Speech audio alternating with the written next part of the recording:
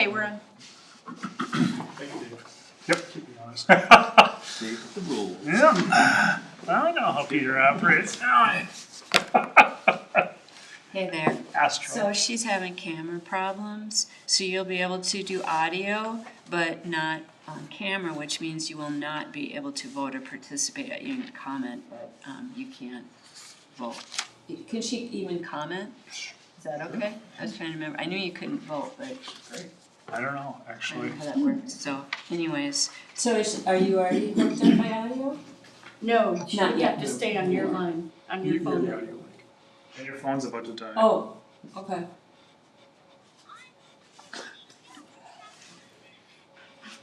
Oh. Okay, alright. Do I need to give letter any other instructions at all? Or no, no, okay, alright. She may have, Yes. oh, you just want it on speaker? Yep, it's on the app. My phone won't last really long. It needs to be charged. Okay. I thought it was That's in alright. Pete's. I can just bow out today, that's right. We do have quorum. Yeah. Alright. I mean, you can hang on for a while, we'll just see how this goes, but if something Okay. problems, then that's the ticket. Sorry. Okay. No coughing or anything. Just kidding.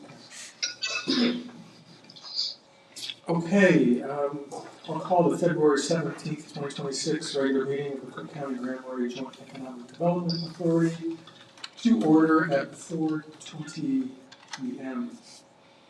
Commissioners present include Clissold, Benson, Mills, Phoebe Buttigieg, Shackleton, and Anderson only joining via phone, so no vote at this point.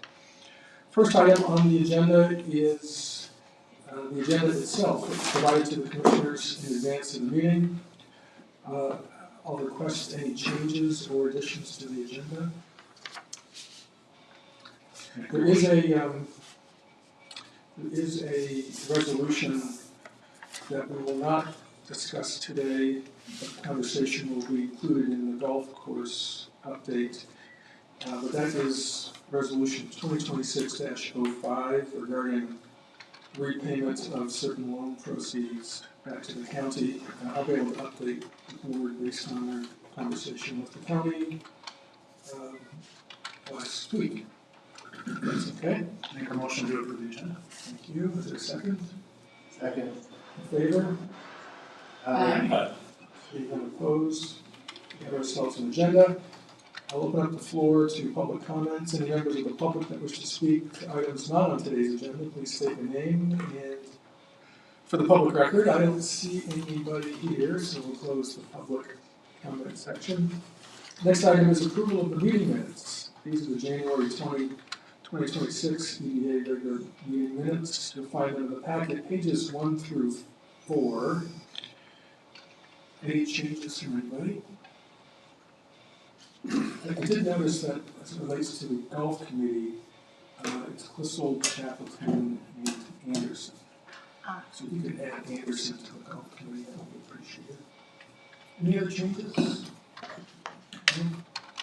Motion to approve the minutes. Thank you. Is there a second? Second. Thank you. All those in favor? Aye. Any opposed? Seeing none, motion carries. Okay, review of the financials. I'll turn it over to Treasurer Shackleton. So, the EDA financials for the month of January, the budget, just 1 month in, is doing nothing. We had some residual income come in, not much. Bills are standard and normal. Nothing out of the ordinary there. Cash on hand is still in a healthy position, $135,000 checking account, almost $250,000 in the money market account. Golf course, January food and beverage is a little behind where it has been in the past. This is due to the ski hill, it's a mountain. being down about 20%, so it's impacting food and beverage sales there. Although food and beverage isn't really designed to generate a profit, it does mitigate some of the costs that the off-season operation incurs. So it's helpful to keep it up and running, but it is trending lower than last year. So the cash position for the golf course is tenuous. The balance sheet says about 75. I just peeked at it a couple days ago. It's about 60, 62. So we'll address that concern later on in the meeting. Any questions? Mark, I recall an earlier note regarding possible transfer of funds in the near term, in fact now, between EDA and golf course. Is that Right, so I started a conversation with a representative at North Shore Federal Credit Union, which handles the golf course accounts, and I said, this is something we're gonna most likely need to take care of by the end of the month, February, is to transfer funds from the EDA money market account, bring it over to the golf course account until we have a resolution with the county, one way or the other, so. My thought was to transfer $120,000 out of the money market account into the golf course. Consolidate, there's probably about 4 or 5 accounts that North Shore Federal Credit Union, if we consolidate them, we'll probably add another $8,000 to as a checking account for the golf course. So that should be enough to get us into April, for sure. So gives us time to work out a solution with the county. I think it's important to recognize though that solution may, I stress may, not see those funds come back into the EDA depending on the resolution. Right, yeah, so it all depends how this all shakes out at closing, so depends on what those numbers look like when it's all said and done. You have the estimates for septic and irrigation, the final closing numbers right now are all guesstimates, but when they come in final, and how well did we control off-season costs for the golf course? I mean, we have a plan in place, but it still remains to be seen how that all plays out. When does the golf course season actually start is another issue. When they ramp up hiring is another issue, and how long do we have these people on payroll before there's revenue coming in? So Many variables, I don't envy your position trying to get them all juggled. I just want to be clear up front that A, moving the money over there is the right thing to do to keep the golf course functioning, but B, it isn't necessarily got a right to it. The expectation is that a good portion of this money will not be coming back. Good, thank you. Any questions for Mark? Just FYI, there's also an update on the Business Development Grant Fund Program for 2025 on page 14. I know that Teresa, on behalf of the EDA, has been reaching out for status on certain grants that we haven't seen action on or action on recently. She's continuing to follow with at least one of them for an update. I'll move the bills. Move to approve the bills. Thank you.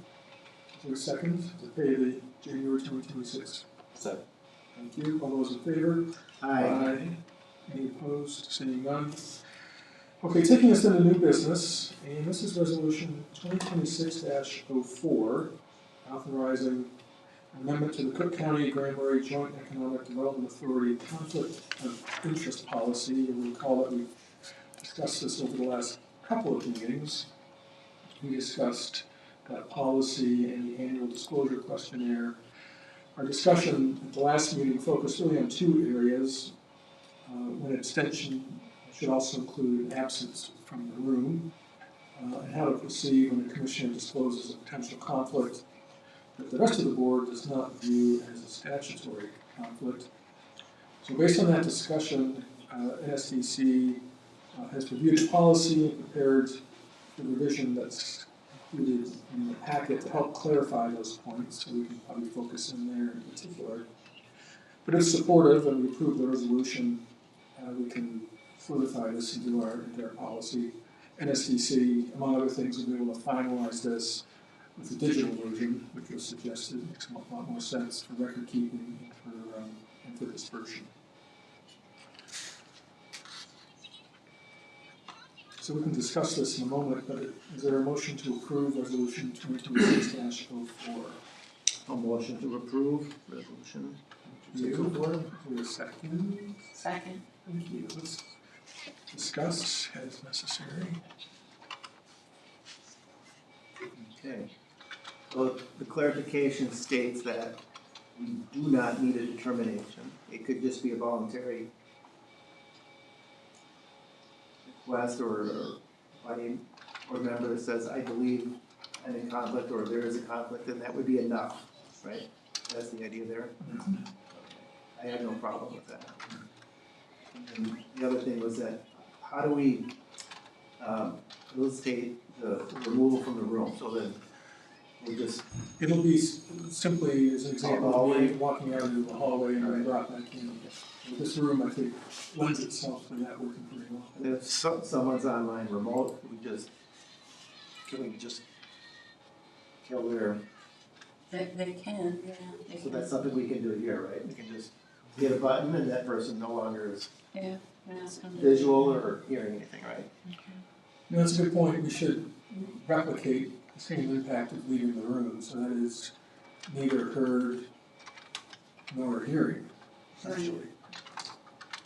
They could leave the meeting and then they could rejoin it. I think it's fine if they hear. But, yeah, it being a separate, yeah, that's a weird thing. Well, the point of removing some from the table, so maybe like their physical appearance Yeah. can influence the discussion, so I think we probably just have them leave the meeting and a person can call them when it's time to sign back on. Right? No stern looks. Right, no. Okay, yeah, that- Any other, Well, I just want to highlight that I think that moving forward, this is more or less the same as what we signed in the past, but there is a requirement to disclose on the record at the meeting. And so it's in the minutes, and I think we've done that sometimes in the past, but I just wanted to clarify when we wanted to disclose conflicts for grant review or committee work that happens in between regular meetings. So for instance, I have a conflict with a particular grant application, so my plan was just to disclose that when we got down to our committee updates. But I don't know if there's anything you want to address in this policy about that, or just let it stand as is. there was a note about that, wasn't there? About a subcommittee? I think that we just said they didn't address it, right? Was that the only note? Yeah, it's on the first page of the memo. Yeah, it was not addressed, yeah.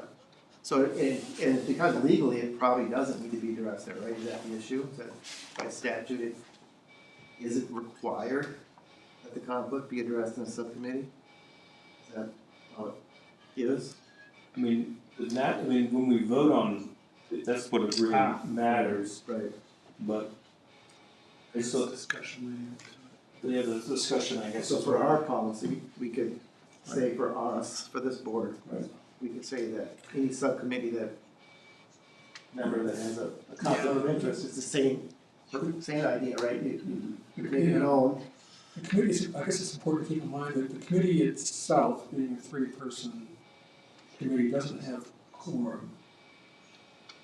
But they do have decision-making power.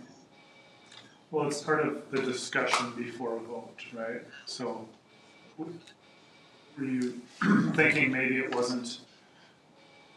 Well, in our case, the grant committee has, I would say undue, but has a really strong impact on what actually happens here. It's what, so the grant committee says, yeah, we approve of this, it's, I don't think I've seen one get voted down in the full committee, right? It's what, so that's the issue, right? So if you have a buried or unknown conflict in a subcommittee, and then it becomes known at the board, and that person drops out, then, the damage could be done already, right? So, So what are we gonna do about subcommittee conflicts of interest? Like here, we just, small agreement, and I've done it in the past too with, welding tag last year, so. But is there gonna be a formal policy for it? So in the circumstance of a conflict that appears at the committee level, I think it should get acted on. And as part of the, and we've done this in the past, as part of that application coming to the full board, that conflict in the recusal would be noted, would be in the minutes. Yeah, I agree, it should be, that's where it's gonna happen, but, you know, if it doesn't take place in a subcommittee, you know, then, that really is not that helpful, you know. So I'd like to see it happen in the subcommittee as well, so is there a way we can throw some language into this where we address the same conflicts in the subcommittee, that it should be addressed there in the subcommittee as well, before it gets to the full board, and in this case, vote on a grant application. And then that way, when it does come up on the whole board, then that can get passed through. That someone step back for this reason. Yeah. And then that way that's documented in a larger meeting and recognized, so we, everyone in the public knows we weren't, whatever. And then we can do the larger vote. You know, it could be an HR committee, if we're hiring a director that you're familiar with, a friend of yours, I mean, that could be, so there's a lot of opportunity there for, a kind of hidden conflict that doesn't really get exposed. Okay, as for the committee work, I guess the conflict, maybe we could add a sentence that just requires the person to, in writing, notify the director of the conflict, so there's a documentation of that, and then the director can include that on the agenda, so that it's part of the minutes when the matter actually comes before the board. Just a simple statement requiring everybody. Right. I think that just has, I look at something. That's essentially what's happening in practice. Right, it's not accounted for. Conflict gets first noticed in the committee level. Right. Okay. It should just be included in the policy. Right. Okay. Great. Anything else regarding 2026-04? Well, so when we vote on it, do we wanna have it amended to include, or do we not wanna vote on it this meeting and wait for the amendment? I would prefer the former. Teresa's online and capturing these comments. It's not a substantial change, so I think it can be captured, and we can vote that in the motion. Oh, so an amendment is necessary for the motion right now. Yeah, and that should put it. All right. So a motion for resolution 2026-04 as amended. That all we need to Is that- do in second. Yeah. Someone second. Well, Oh, I guess it's already, we went to discussion, so as amended. yeah, it had to be, whoever made the motion had to amend it, and then whoever seconded had to agree to the amendment. Okay. And I didn't keep track of who made the motion. I think I did, but I'm not in second. I think Alex seconded. My second. Okay. All those in favor? Maybe it was the financials or something earlier, whatever. Any opposed? Aye. Okay, 2026-04 passes as amended. Okay. As I mentioned, I'm gonna skip over 2026-05, but certainly will update the board on where we stand on that subject. Next item on the agenda regarding the possible scheduling of a special meeting. I just wanted to check commissioner availability for either March the 2nd or 3rd. This would be in support of potentially finalizing a new executive director for the EDA based on all the terrific work the HR team has done in terms of soliciting and vetting candidates. I'm not available at 3 p.m. on the 3rd. Otherwise, I'm pretty flexible. Is 3 p.m. the time we're talking about right now? It is not. That's the time we're not talking about. So right now, Mark, it's entirely open. Right, so I'm available either day. As am I, I'm quite certain. Both days. Okay. So, Teresa knows capturing this, but everything but the 3rd at 3 p.m. would be available. Terrific. Okay. All right, thank you for that. Business Development Fund grant contract discussion, pages 39 through 50. And Teresa has included a memo to set us up on this discussion, but in the ever-evolving and refining world of our business development grant funds,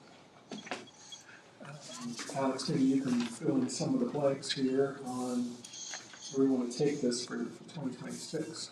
Sure. So this memo was really helpful. Thanks to Teresa. There are the 4 kind of discussion areas that she outlined, and just the big pictures. Last year we looked at guidelines, application, review process, and now the last kind of component is the contract, right? Our program has guidelines, not rigid policy. Has a nice application and has a scoring system that's used to kind of guide our review process. And the contract is, I see it as kind of what ties everything together and establishes some rigidity and expectations of both parties, right, EDA and the grantee. So I identified these 4 areas based on conversations the committee's had over the past year, specifically, grantee duties and deliverables in that section. And then we added a couple new thoughts just about eligibility throughout the whole cycle. So maybe we just go through these 1, 2, 3, 4 real quick. I won't read the paper out, but I just have a couple of things to highlight in each section. So for the existing standard contract requirements, Teresa included a template that, we don't have to go through that all right now, certainly, but I would encourage folks to continue just reviewing that and seeing if it still fits. There's some good things to talk about, probably at the committee level, but as it relates to the existing standard contract requirements, we got a nice list of things that we ask of everybody, and a couple of things that I would maybe suggest adding to this. Some things that have been done in practice, I think, but maybe not duplicated in the document is for reimbursement, right? We ask for paid invoices or receipts. In my experience, it's kind of standard practice is to support those paid invoices with proof of payment. So that would be a clear check, a credit card statement, wire transfer receipt, something that completes the cycle, right?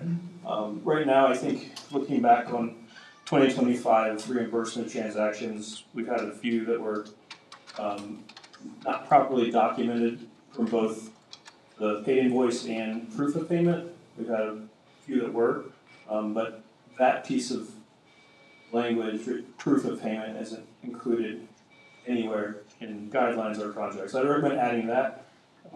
That's just a risk mitigation, just documenting everything and making sure we have all the supporting evidence we need to make in reimbursements. The other part of it is,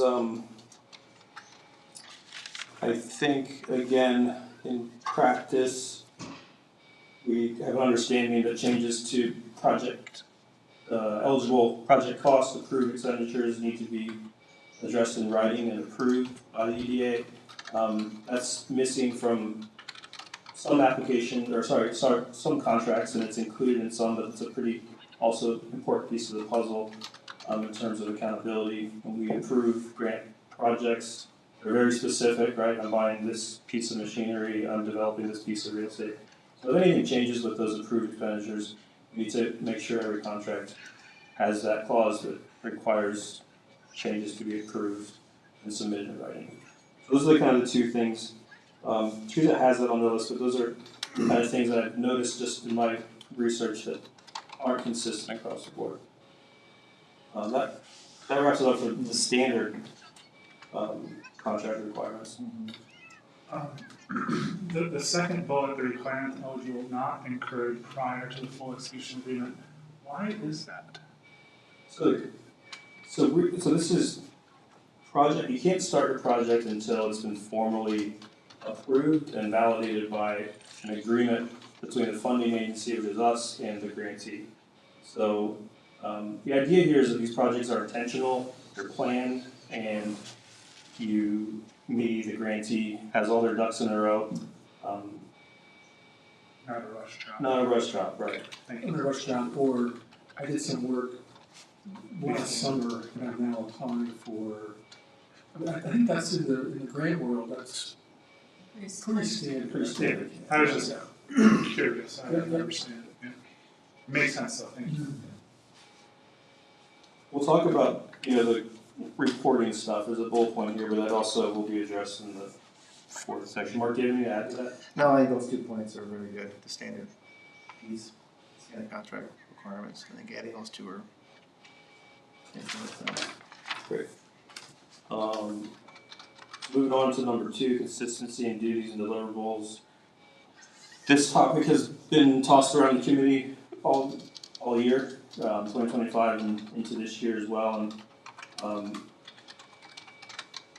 we aren't necessarily aligned on whether we should standardize some of these grantee duties specific to, equipment retention period or operating period expectations. So, I guess going back to why is it important to include callback language into a grant? And maybe the simplest way I can say it is that if you're applying to fund a project through this grant program, then you should certainly do what you say you're going to do, and you should be expected to maintain the equipment or keep your business operational for a minimum amount of time to realize the return on investment. So we're saying what is the amount of time we want a business to stay open for post-award, or keep and utilize a piece of equipment post-award. So in the past, there have been some grants for equipment that there's no callback language based on time after the award. It's simply submit your final report and you're done. Other layers to this are the deliverables, right? So equipment is just an easy example. I'm going to buy this piece of equipment, I'm going to create more jobs based on it. So some contracts in the past have required a grantee to provide proof of job creation. But again, it's not consistent across the board. So we have 3 different equipment grants, and all 3 similar amounts of money, but they have 3 different sets of deliverables, or not at all. So when a person's looking at grant contracts and grantee duties, I think there is a discussion we had about consistency and fairness and how those duties are determined. And I think the simplest way to do it without having so many, say 25 unique contracts with 25 sets of unique deliverables that somebody's got to account for over a period of, right now, I think the longest one we have is 10 years into the future. So that's a grant agreement that was executed in 2024. So that's taking us into, 2034. Then we have some that have no term whatsoever. It's simply the year to complete your project city report. So I'd like to establish just some general criteria that we can create similar contracts for similar grant awards and project types. Yeah, maybe similar is the key word there, because I can see a particular grant that includes a piece of equipment that will have value, maybe not the value of the grant, but will have value over a period of years that might be source of some clawback. But I can also see grants, say I start a nascent business and I seek a grant for website development or marketing, and the business fails. So is the clawback to me personally? You can't sell the asset. There really isn't anything left. It's been consumed. So there's a couple different ways that grant will either hold value or not hold value. Yeah, those are two great kind of contrasting examples. All these contracts have a clause that says if anything crazy out of somebody's control happens, that the clawback is no longer required. That's probably something to talk about, but you're right. I mean, the website doesn't necessarily hold value if a business ceases to operate. But yeah, it's just something. Right now, what the grant committee has been loosely applying, for grants of $10,000 or less, like a 3-year period of time to essentially show us the return on investment, and for grants of 10,001 to 25, that's 5 years, and that's what we've kind of applied to pretty much every grant since we implemented some new guidelines next year. We have alternate situations. Last year we had 2 applications that were made up of 2/3 alternates and 1 regular committee member. This year we have 1 alternate situation so far, but that's another scenario where you could have different criteria assigned to a contract that isn't necessarily consistent with the regular committee work. And it's just kind of a little too informal, and I think we're setting ourselves up for somebody to say, well, I got $25,000 to buy an ice cream machine, and Peter got $25,000 to buy an ice cream machine, but Peter doesn't have any requirements on the ice cream machine, and I do, or vice versa. So it'd be nice, I really like this year, we've been really good about just setting ourselves up to document processes in the event of a data request or whatever. This is the last part of the grant program, I think, where we're lacking that structure to just show the system and the process of how we came to a decision on the contract and kept things as uniform and equal as possible. Yeah, no argument there. For me, as I say, maybe it falls into 2 buckets. One is a tangible asset that we utilized the grant for versus a non-tangible asset. And that second bucket, I don't know what clawback we would have, unless they're prepared to go after people personally. I don't want to go down that path. So. And you wouldn't, I mean, your agreement is typically with now everyone's an LLC. Yeah.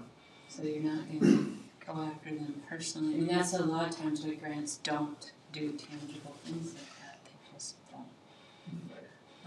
And if it is like a piece of heavy equipment, even if you're not doing well, I mean, you can't like sell a portion of it unless some banker gives you something, to hold against, so you aren't going to have it anyways.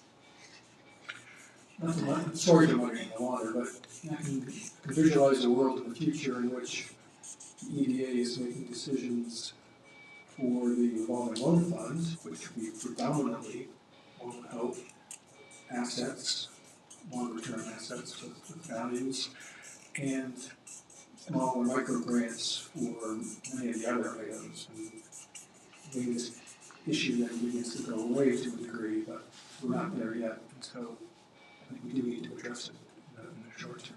Yeah, and one solution is to simply not have that sort of requirement.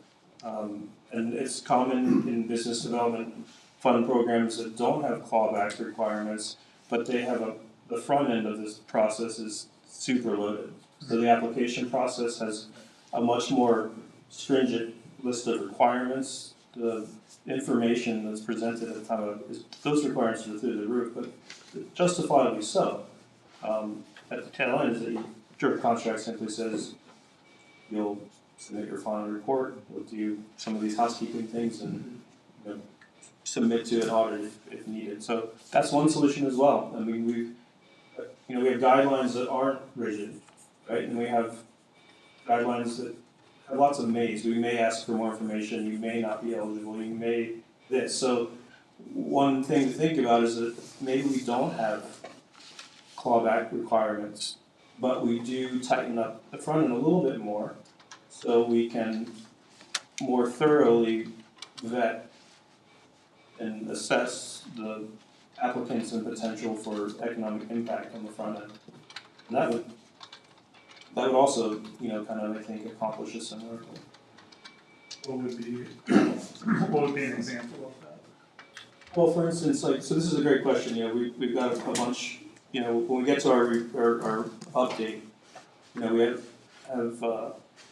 $122,000 in grant requests, we have $100,000 available during this review cycle. Of those 12 applicants, I think we asked for more information from 8 of them. And the request from all 8, regardless of project type or award amount, was for more financial information, projecting the impact of the equipment, or whatever the grant funded project was. So a more thorough application, more development of business plans, especially for businesses that were expanding a particular program within their existing operation.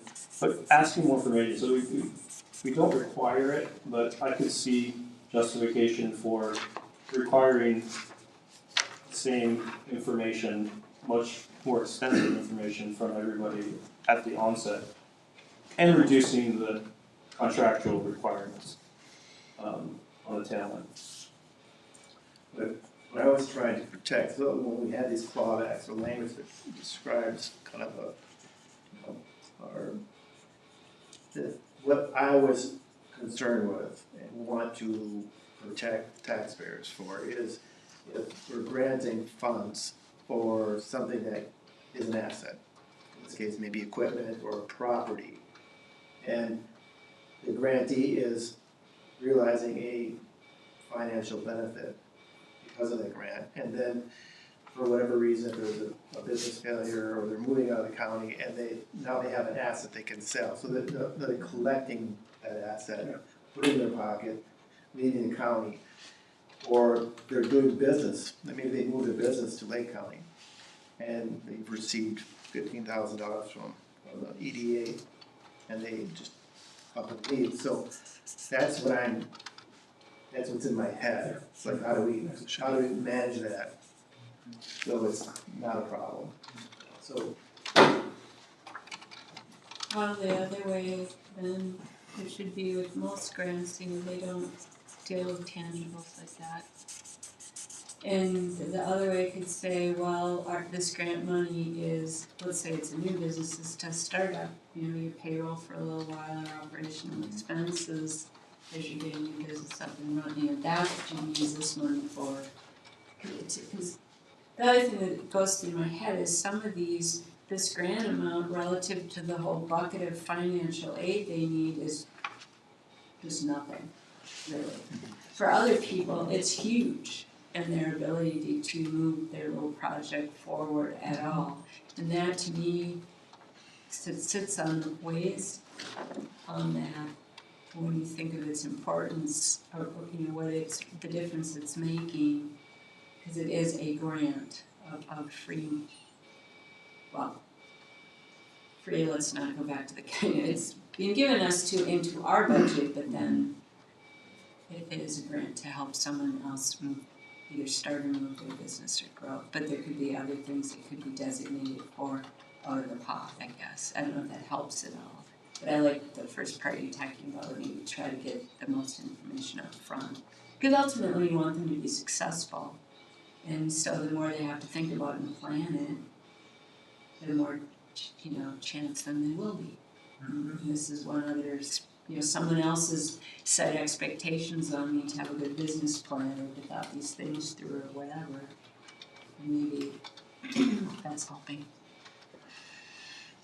Whatever the result is, I think what I think is most important is that we kind of reach a common ground that we're all kind of on board with, and it's just it's there. Consistency is my biggest concern right now, because I've been part of the inconsistency for the last 12 months, and So whether that's all or nothing, maybe we go back to the, the project type, right? So real estate investments, large equipment purchases, they might have standard clawback languages just simply based on that, and then some of these other smaller things like website design wouldn't necessarily have the same. So what I envision is when it comes, contract writing time, is that the committee's not even the one deciding that this type of project is going to have this custom list of duties and deliverables, because I think that's overkill to some degree, and the director, whoever that may be, should be able to just pull from a board-approved list of duties and responsibilities based on that project type. And it's easy peasy, it's not personalized, we're not, not customizing as much, so. Sure. Maybe I'm oversimplifying things, but at the time of approval, we recognize that this is gonna be a type A contract because it's a consumable and something to claw back, or it's a type B contract because there's something there, whether it's property or depreciating asset, whatever it might be, that we might have a claim to, so take it off the shelf. Are we an A or a B? Right. Yeah, as I say, it might be oversimplifying. No, maybe it's A, B, C, or D, but I get what you're saying, yes. And maybe that's the degree of flexibility, so that you have a couple different types that you can. And that's consistent. I mean, it's not identical, but it is consistent. It's consistent, and it provides the supporting documentation to show how we come up with this. So unlike a loan, I assume we can't file a lien. So I mean, how do you actually execute on the clawback? Because you can't go after him personally, so any other loan would have to have a lien immediately placed. You can file a lien, I think, without a loan. Mechanics. Go to the state website, CC document. Contractors can file liens on. Without a formal procedure. But a grant is a gift of money. Yeah, I mean, With a contract. if it went into a court of law, it might be a problem, but, yeah, I don't think anyone really expected any clawback, right? And the idea is just to, maybe you're communicating the desire through the grantee that here's your responsibility and our expectations. Whether you're just a shady person, you take your tractor and you leave the county right away, I think we're kind of, the mistake has already been made, and there's not much you to do about it. So I think the thing to do up front is make sure you're not granting money to people like that, and then as long as they have that expectation that, yeah, okay, I understand what is expected of me, that's good. I'm okay with that. It is a grant. So more focused, as Alex is suggesting, on the front end, Right. just trying to do a really good job of that to begin Yeah, with. There's always an element of risk, and we didn't just give them $250,000. I mean, these are smaller, these are smaller pieces, Scary. Which, or otherwise. yeah, which doesn't negate maybe some marginal value, but value in the agreement reflecting our expectation, or I'm not gonna word it, but, Yeah. Does that help? Yeah, no, I'm just processing, yeah. And this is the discussion, so we'll just kind of take this information and try to turn it into something. That covers grantee duties and deliverables. So this is kind of new, and this is just a thought that came up regarding continued eligibility. So right now, a person or a business is required to meet eligibility criteria at the time they sign and submit their application. And they have a year to complete their project, so they incur eligible costs, and then they apply for reimbursement. That can happen the day after a contract is executed, it can happen 365 days later, whatever. A lot can happen in a year. Right now, we don't address the possibility that a business fails to maintain their legal registered business entity with the state, which is an eligibility criteria. So we could cut a check to an inactive LLC. I don't think we want to do that. Likewise, the other criteria for eligibility. For instance, Mark brought up, Chaplain brought up, relocating your business outside of Cook County. That could also happen. It could be a situation where a Cook County-based business receives a grant award, they apply for funds, and they're reimbursed. And sometime between the start and finish, they've actually moved their business elsewhere. Same thing with property tax, etc. So the discussion here is that enough of a concern to incorporate into a contract that a grantee should maintain eligibility from the execution of the contract through the final reimbursement, or is it not worthy of inclusion? Yes. Yeah, if it was important enough to have it up front, that last dollar is as important as the first dollar. Okay, great. The second part of this is, how can expectations be documented without creating ongoing monitoring obligations from the director specifically? And I'm kind of divided on this one. The business development fund is 30% of the budget for EDA, something like that. It's a lot. It's a big chunk of the budget for this group. So I do see the need for maybe the director to be involved in that monitoring. It's easy to check those things. But I guess at what point in the process do you want eligibility criteria to be monitored? So it could be as simple as like self-certifying on your reimbursement slip. You have to fill out a form to be reimbursed, and it could be a simple statement that I certify or I agree that I still meet all the eligibility criteria. That's something we do on the application, and it could be extended to throughout the whole grant process. That'd be a simple thing. And then I do think there's room for some monitoring as well, especially for some of these bigger grant projects that involve, real estate's a big thing, but $25,000 is a lot of money. Yeah, I think self-reporting is necessary but not sufficient. An executive director carving out a couple hours a month to go through some of these open grants and do some checking isn't that onerous. So I think both of those things could occur. It's probably really important just for that follow-up and that And just to be integrated into the economic environment here and understand what's going on. Yeah. Mm-hmm.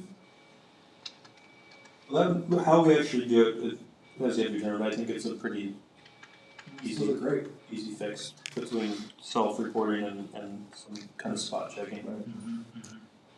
Right? Then the post-award administration and responsiveness, we from Commissioner Anderson's, research project and kind of minimal participation from previous grantees. If you look back at the 2025 Business Development Funds update chart, you can see we have most of those are still pending final reports, even though reimbursements were made last summer.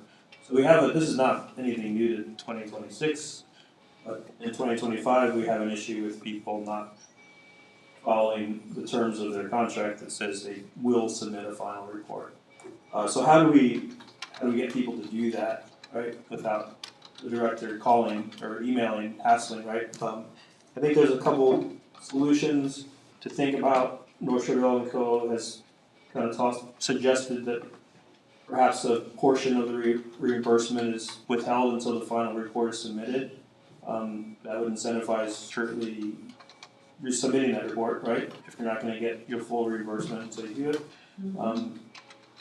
The other thing that I thought might have some impact on this as well is that we have a 1-year report required and right now a 5-year report, right? So 5 years after, it's a long time, people forget about things, etc. But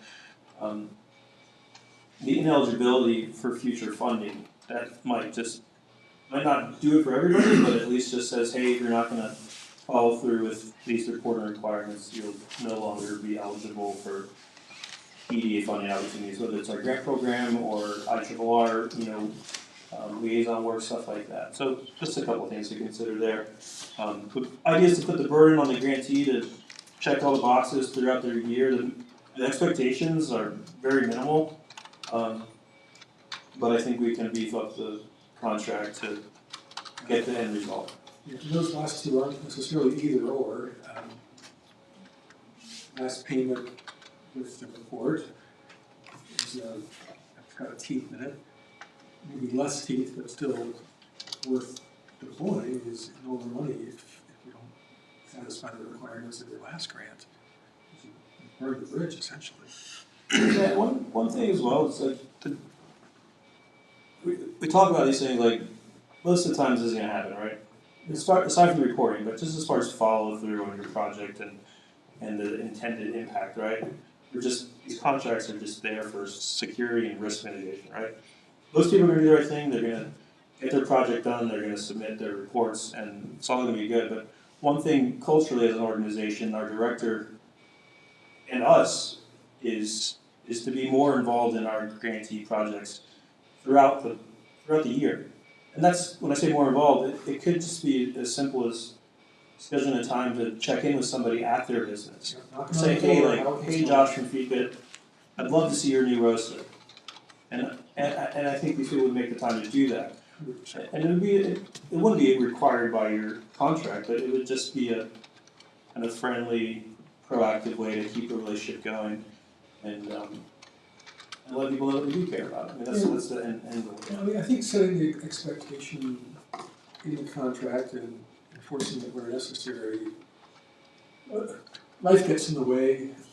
Business owners are super busy and maybe they're not thinking about that, and that's kind of understandable.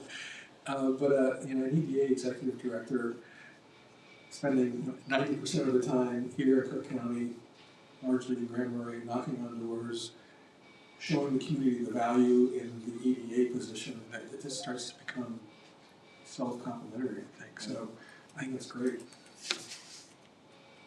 So I think that's all I've got there. Yeah, that's all I've got here, and just as it relates to the current cycle that we're in, not necessarily, we have a bunch of contracts that are going to be drafted in early March for our March meeting. Yeah. I think we can probably use some of what we talked to today just to maybe start developing some of this additional framework before that time. Thanks, Alex. Okay. Have you been keeping track of your hours? No, Don't do that. No. Do that. I suggest. I don't even think about I it. suggest we don't do that. Speaking of which, the next item is the golf course committee. So I'll give a brief update on where we stand there. The due diligence period, its most recent extension, currently goes through the end of February.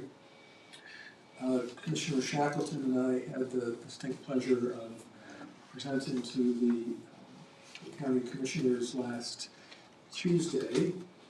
I included the slides that I presented in the deck. I don't know if you all had a chance to look at that or not, but it's a pretty short deck, but importantly, we've got two challenges. One is the cash flow shortfall. We're burning more cash at the golf course during this off-season than we're generating, and largely at the feet of the irrigation and septic escrow requirements.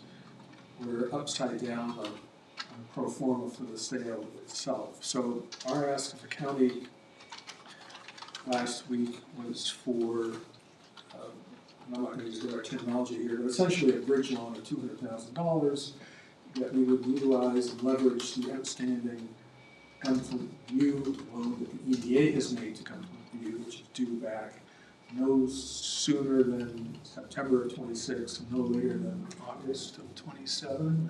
Yeah, September to September. Okay, September to September, to enable us to keep the golf course running, to burn that cash, and to make it to closing successfully. So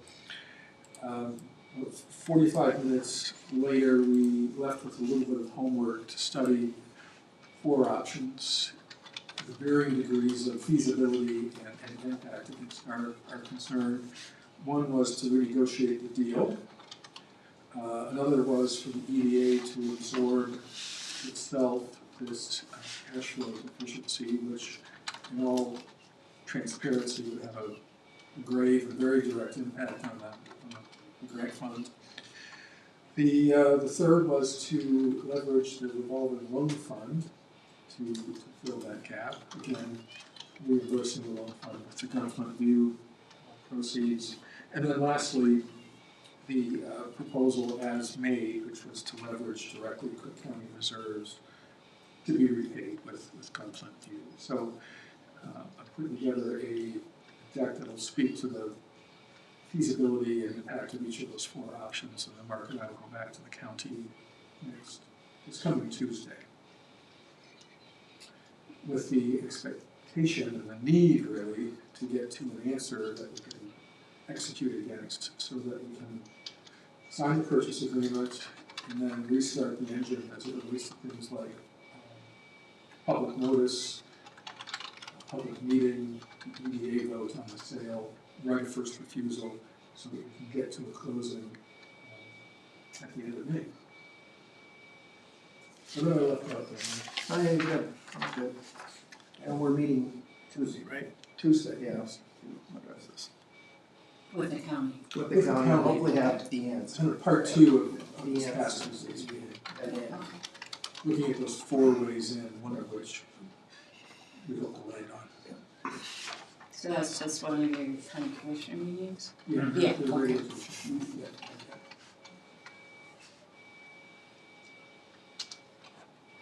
Main thing is not to get off track timing wise. That's right. There's still too many moving parts. Yes. And that 90-day thing should not have to sit for 90 days. This is kind of the weird thing about if this closing gets pushed off into June, it actually helps us. Maybe. There's more cash in the bank at the golf course. Because the season. So it's kind of weird in the fact that, you know, the longer this gets pushed off, and everything else is take 90 days. You know, there's an opportunity there for this to be more helpful. Yeah. It depends on the buyer, you know. Yeah, one How does buyer feel about that? Yeah, I was gonna say, there's, Yeah. doesn't mean someone's sitting silent on that one. No. There are rules to sales of businesses in this community with the secular nature. Right. And a golf course isn't an obvious example, but Sure. either way, it's pretty risky certain times of year you're not buying and you're not selling. So those wishing to join Mark and I at the county commissioner meeting on Tuesday. I'll be there. Dave said he'll be there. That's good. Oh, Tuesday. What time do you guys start? 8 o'clock? I mean, we can't have a quorum. No, Yeah, I can't show us. Oh, yeah. no, that's right, oh my gosh. Never mind. Yeah. I mean, we could post it. Oh, So- Teresa's gone, we can't get it done. Wait a minute.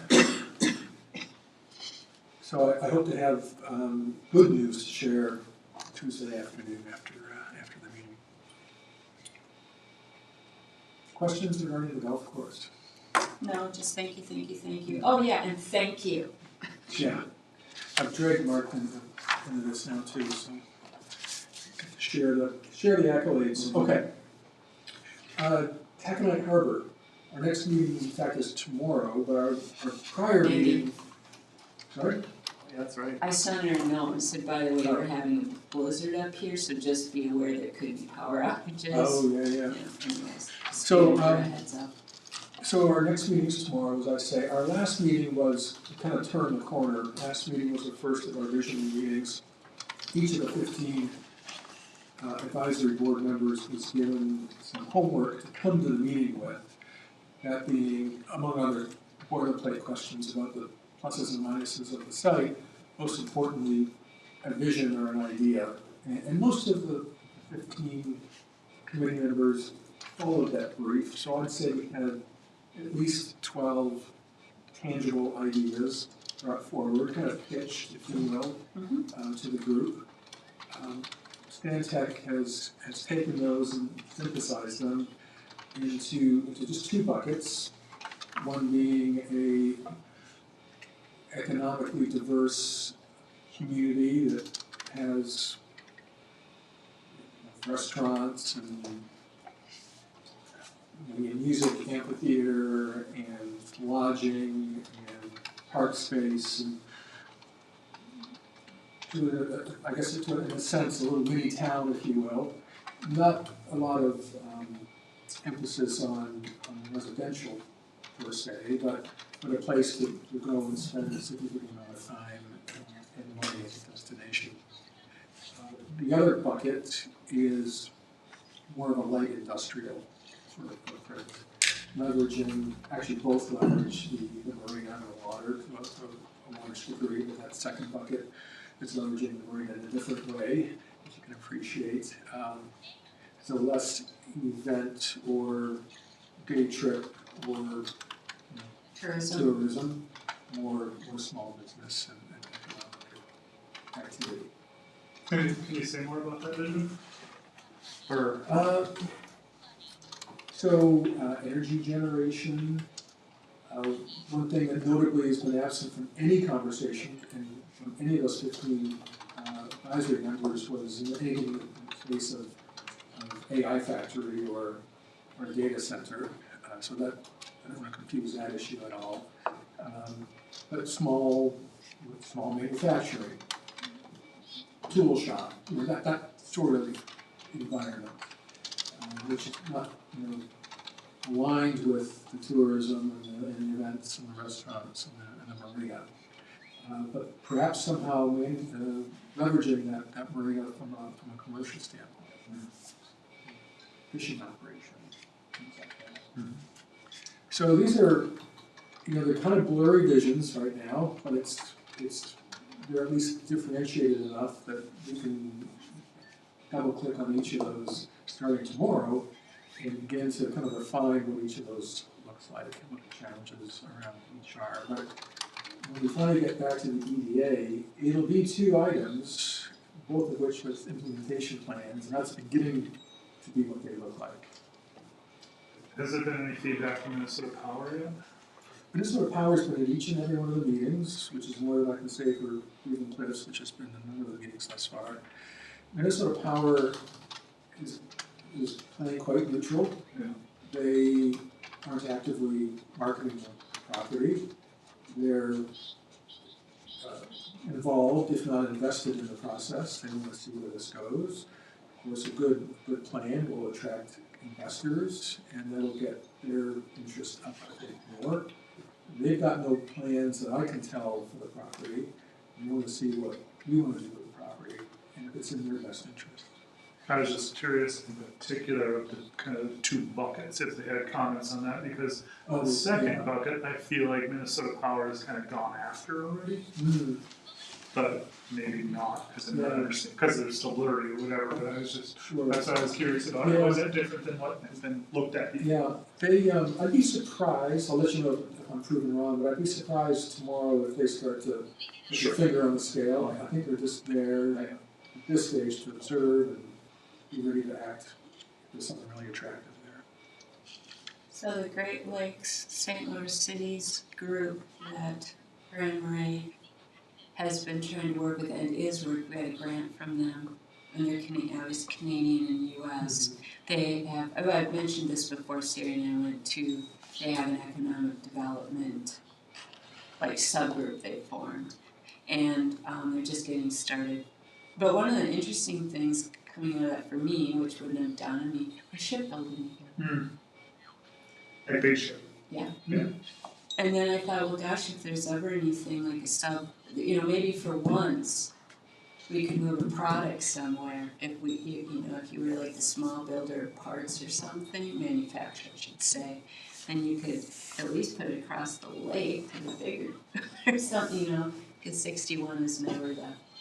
Though I did just catch I had to read it on the news the other day, on Monday on the radio, that MnDOT is going to do a little bit more of a study on that sort of Little Marais to Tofty corridor on 61 that needs all that improvement beyond just, it was supposed to be just a repave job. And I don't know, maybe this is even more futuristic.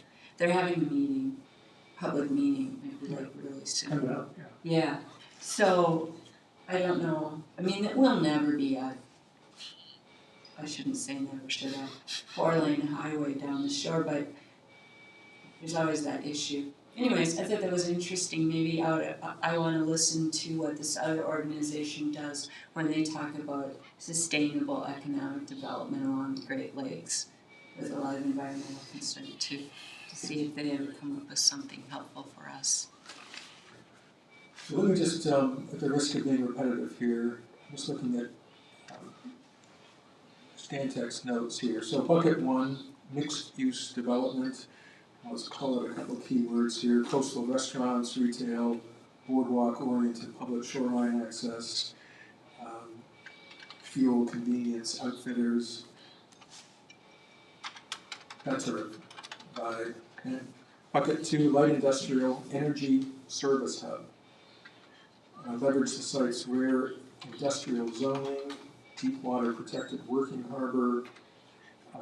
Get into existing energy and transportation infrastructure, clean energy, grid support functions.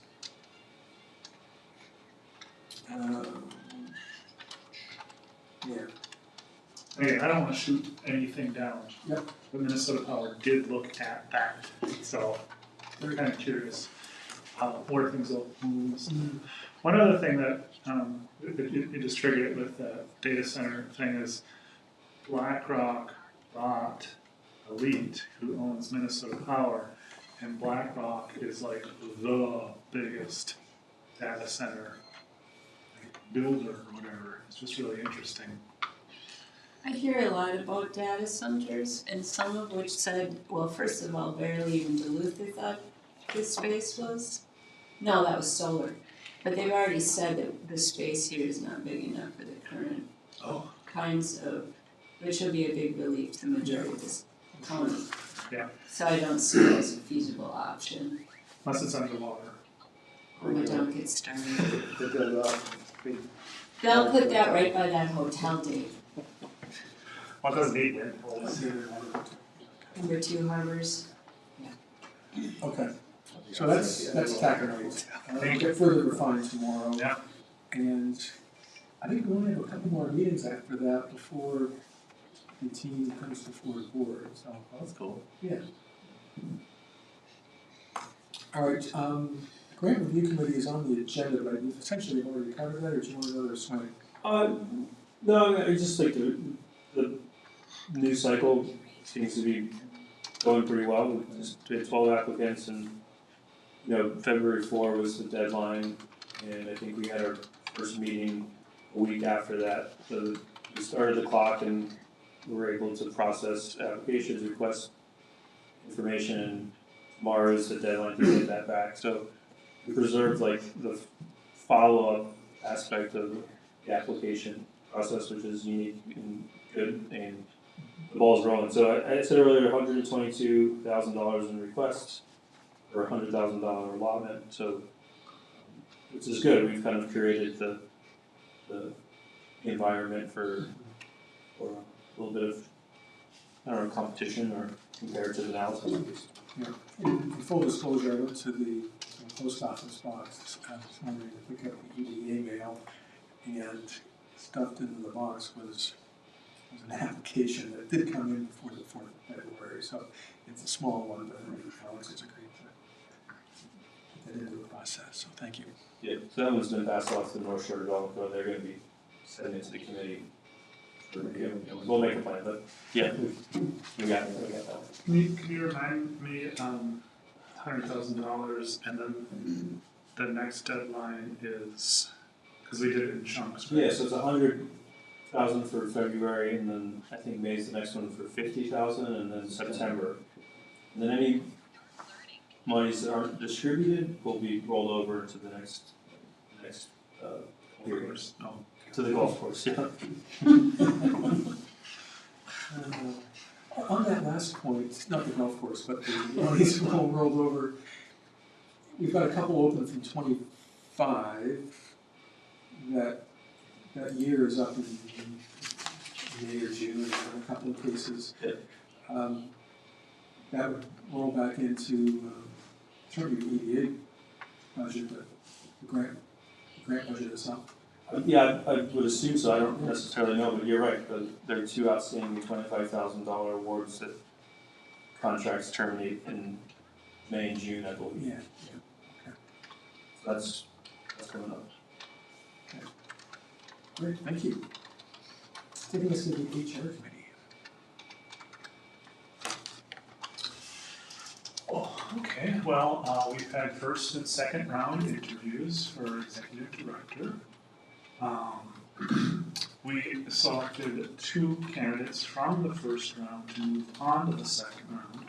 Today we have the second round interview. Much different pool this go around.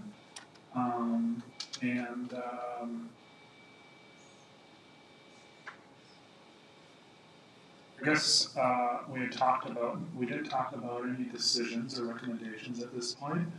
And we talked about the best way to navigate that, just because of, it was the 3 of us in the first round, and then it was the 3 of us in the second round.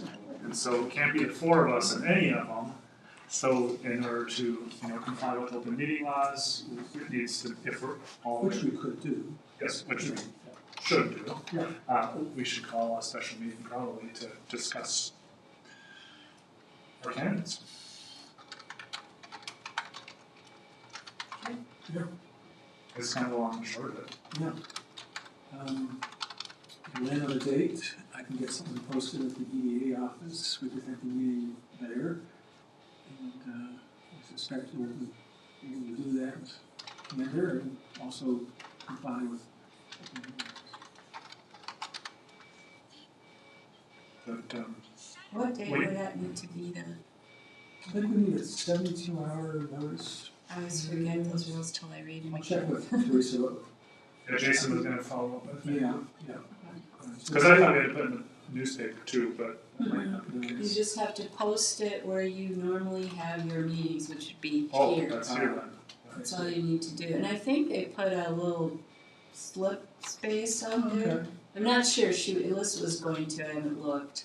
Eventually, we all have a screen that will roll that they Okay. go to do that, but I thought Alyssa, I'll ask her. So post here because our meetings are here, but the That's- posting could say that we're over at the EDA office, or that's not. Or you still have to post where you normally have your meetings. Yes. So we could post here, Mhm. give the date, give the location, that location could be the EDA. Okay. Good. Or, With the Or thought, here, I suppose. nothing, it's just the thought in mind that this would be the normal place somebody would expect to go to see any notices of meetings for this group, Okay. whether it meets here, but it would have those details. Sure. And we suggested the EDA office is a little cozier, but, There should be enough time to shovel out. oh yeah, okay. Are we gonna wait for Jason or do we Yeah, want wait to try that? for Jason, but I'm open the next several days, other than Tuesday morning. For the commissioner meeting. Are the candidates aware that there's a time? Do Yeah. they know the timeline? We said within 3 weeks we were gonna have a decision 3 weeks? as a maximum. Just because of timing of special meetings. Oh, got it. But we wanna That's give what them you're an offer before we have the special meeting, so, right? Am I remembering all this? Well, I think we're gonna wanna meet some consensus on who gets an offer. Yeah. But then, And then there's nothing until. and then, well, I don't know. Yeah, I mean, then you have to know if that person is accepted. There's no Exactly. public thing until later. There's no special meeting until our final is anyway. The special meeting is only when there's someone actually said yes to this duty. Well, the first special meeting, I think, is for the full board to discuss. And then maybe have consensus. The full board? Well, Just be a forward, right? Right. Okay. Yeah, that's not the. Oh, my bad, okay. that's okay. Good thing we shouldn't assume that we knew what we were saying. We clarified that one. Well, So how many candidates are in the final? 2. Okay.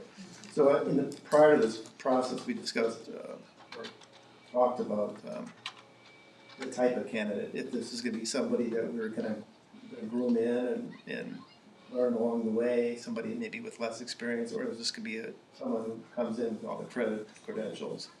What are we looking at? Yes. Yeah, we wrote it to have that kind of flexibility. One each, yeah, we have I think two, that's Okay, solid. there's one of each. yeah, two Okay. strong candidates, one for Very each. strong. All right, good. So that's kind of where it gets tough. It's a choice, right? You have to decide which direction. Yeah. Okay.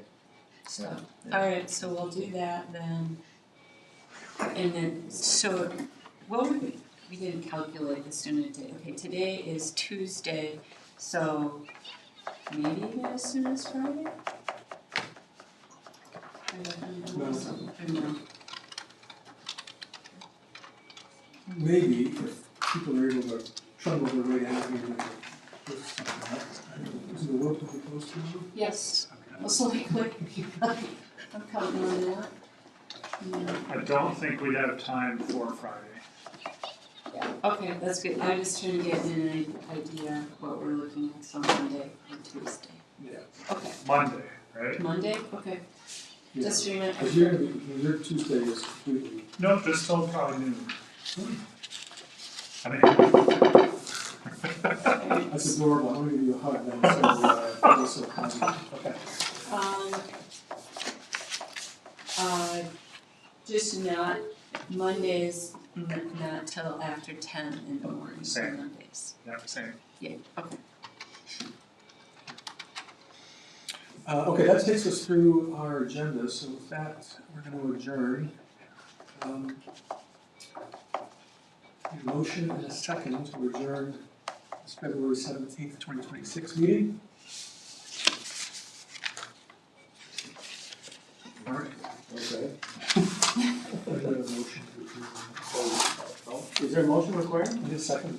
Okay. I've not been doing it like. All right, I guess, yeah, it's kind of going back and forth. I'll second it, or make the motion. Which one do you want me to do? I'll second. Thanks, everybody. See you March the 17th.